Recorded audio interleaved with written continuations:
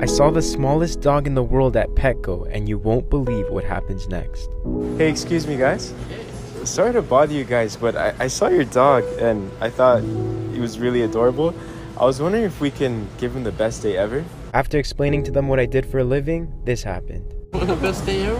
What's his name? Beanie. So we started the day off by grabbing him some toys and then his favorite snacks. Walking with Beanie was like walking with a celebrity because every 2 seconds someone would stop us. And after finally checking out, we then headed to Starbucks to get his favorite snack. It took Beanie 3 minutes to finish the whole thing. We then went to a special place to enjoy with his whole family, which was the Swan Boats, and he just kept sticking his head out looking at the water. We then ran into girls camp and all the kids got to pet Beanie.